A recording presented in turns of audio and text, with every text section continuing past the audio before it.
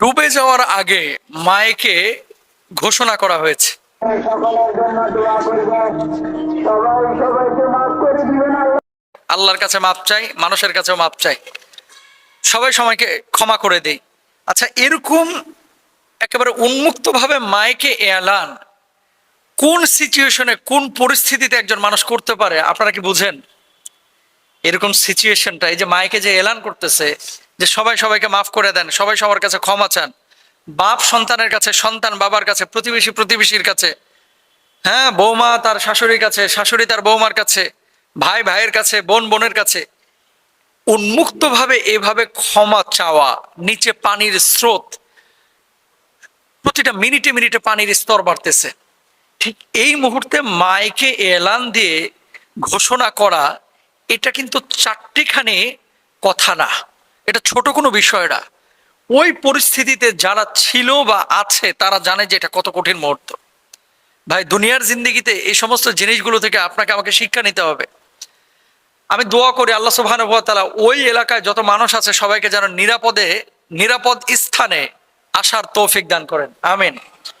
2 নম্বর আরেকটি বিষয় আমি বলি, ওই এলানের পরে যারা মারা গিয়েছেন পানিতে ডুবে, নিরাপদ স্থানে যেতে পারেন নাই, আল্লাহ তাআলা সবাইকে প্রকৃত শাহাদাতের মর্যাদা দান করেন।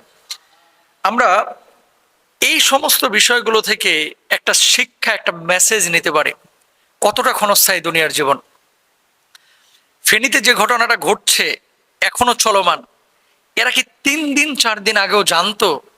আরে আমারই তো পরিচিত অনেক ভাই আছে, সে ইস্তাম্বুলে ভালো সেটেল, তুরস্কে, অথচ পরিবার ফ্যামিলি এই ফেনীতে। আরেক ভাই আছে জাপানে, ভালো কাজকর্ম করে, এখানে বাড়ি হচ্ছে ফেনীতে। আমরা তো মাহফিল করি, এমন কোনো জেলা থানা উপজেলা নাই যেখানে আমাদের ভালোবাসার মানুষ নাই। কয়জনকে ফোন দেব, কয়জনকে, কত মানুষ এখানে নক দিচ্ছে, কান্না করতেছে, কয়জনের কান্নার শব্দ ধারণ করার মতো সক্ষমতা আমাদের আছে? আসলে নেই ভাই। কি শিক্ষা এখান থেকে আছে? জীবনের মোড়টা যে কোনো মুহূর্তে ঘুরে যেতে পারে, জীবন প্রদীপটা যে কোনো মুহূর্তে নিভে যেতে পারে। এখন ভালো অবস্থায় আছে, যে কোনো সময় অবস্থার পরিবর্তন ঘটে যেতে পারে, এটা কিন্তু কেউ জানি না আমরা। যে কোনো সময়, যে কোনো মুহূর্তে, যে কোনোভাবে, যে কোনো অবস্থা পরিবর্তন হয়ে যেতে পারে। সুতরাং জীবনের প্রত্যেকটি ক্ষেত্রে আমাদের উচিত হবে যে যে কোনো সিচুয়েশন হ্যান্ডেল করার মতো, গ্রহণ করার মতো আমাদের মানসিকতা, এটা আমাদের থাকা লাগবে। আরেকটা বিষয় আপনাদেরকে বলি প্রিয় ভাইরা আমার, সেটা হচ্ছে এই যে মাইকে এলান হলো বা ঘোষণা হলো, এলান বা ঘোষণার পরে অনেক মানুষ কান্নাকাটি করেছেন, ক্ষমা চেয়েছেন, আল্লাহর কাছে ইস্তেগফার করেছেন। যখন আপনি বুঝবেন যে আপনি মারা যাচ্ছেন বা মারা যাবেন, তখন অনেকে তওবা ইস্তেগফার আমরা বেশি বেশি করি। তো তাহলে তওবা ইস্তেগফার সে সময় না করে আরো আগেই আমাদের করা উচিত ছিল। রূহ যখন গলার মধ্যে চলে আসে তখন কিন্তু তওবা ইস্তেগফার আর কবুল হয় না। তারপরে অনেকে ছিল যে এসির মধ্যে ঘুমিয়েছিলেন, কিন্তু আজকে এসি নাই, বিদ্যুৎ নাই, পানি নাই, কোনো কিছু কিন্তু এখন আমাদের সামনে নেই। তারপরে দেখেন আমাদের ভাইয়েরা যারা স্বেচ্ছাসেবক হিসাবে ঢাকা থেকে আপনার ইয়াতে গিয়েছে, এলাকায় গিয়েছে, এই ভাইরা পর্যন্ত অনেকে বিপদে পড়ে গেছে, যাওয়ার আগে কখনো ফিল করে নাই যে আসলে এরকম এতটা ভয়াবহ মুহূর্ত। চট্টগ্রাম এবং কুমিল্লা হাইওয়ের যে রাস্তাটা, এই রাস্তাটা পুরো এখন ব্লক, এখানে গাড়িকে পর্যন্ত ভাসিয়ে নিয়ে চলে যাচ্ছে। তার মানে কতটা ভয়াবহ মুহূর্ত। 25 কিলো 30 কিলোমিটার স্পিড বোর্ডে নিয়ে গেছেন, নিয়ে যাওয়ার পরে তারা যে ব্যাক করবেন এই সময়টা আর পাচ্ছেন না। এই জন্য বাংলাদেশে অতীতে অনেক বিপর্যয় আমরা দেখেছি, অন্যান্য বিপর্যয় আর এই বিপর্যয়টা ভাই এক না। আপনি আবেগের তাড়নায় একেবারে সাইকেল নিয়ে রওনা দিয়ে দিলেন যে আজকে ফেনীকে উদ্ধার করে ছাড়বো। আবেগের তাড়নায় আপনি একটা ওই যে কি বলে তরকারি বহন করে যে ছোট ছোট পিক আপ, এইটা নিয়ে 5 জন মিলে রওনা দিয়ে দিচ্ছেন ফেনীকে উদ্ধার করবেন। এগুলো আবেগ বেশি ভালো না, সিস্টেমেটিক কাজ করতে হবে। হেলিকপ্টার দিয়ে যেখানে পারতেছেন আপনি কিভাবে পারবেন? তাহলে আপনাকে কি করতে হবে? যারা সমন্বিতভাবে কাজ করতেছে তাদের সাথে ইনভলভ হতে হবে এবং তাদের সাথে কাজগুলোকে আঞ্জাম দেওয়ার চেষ্টা করতে হবে। এই ঘটনা থেকে আরেকটি শিক্ষা আমাদের আছে প্রিয় ভাইয়ের আমার, সেটা হচ্ছে সকালবেলার ধনী রে তুই ফকির সন্ধ্যাবেলা।